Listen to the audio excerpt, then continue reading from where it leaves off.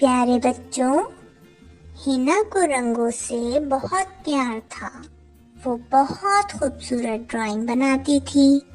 उसके कमरे में ढेरों रंग बिखरे रहते थे, मगर उसमें एक आदत ये भी थी कि वो चीजों को उनकी जगह पर नहीं रखती थी।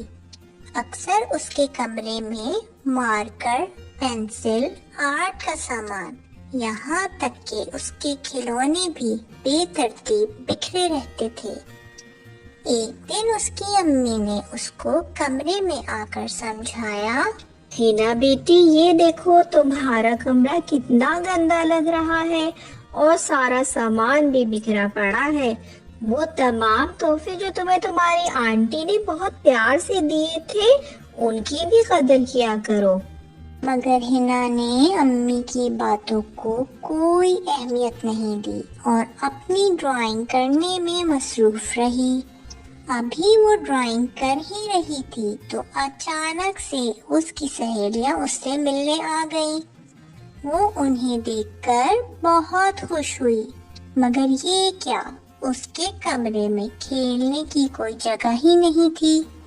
मजबूरन वो उनको लेकर लाउंज में आ गई। जब उसकी सहेलियां वापस चली गईं, तो वो बहुत उदास नजर आ रही थी।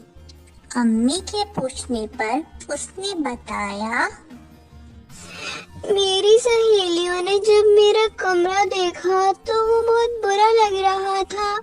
हर चीज बिखरी हुई थी और साफ भी नहीं था। इसीलिए मैंने आपसे कहा था कि अपना कमरा साफ रखो और देखो, इस बात की आदत बना लो कि जो चीज जहाँ से उठाओ उसको वापस उसकी जगह पर रख दिया करो। आओ हम दोनों मिलकर कमरा साफ कर लेते हैं। फिर हिना ने अम्मी के साथ मिलकर कमरा साफ किया तो कमरा बहुत खूबसूरत लगने लगा।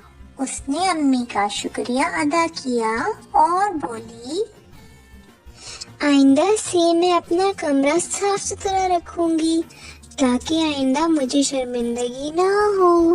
प्यारे बच्चों, याद रखो, सफाई निस्फ ईमान है और अल्लाह ताला भी साफ सुथरे लोगों को पसंद करता है।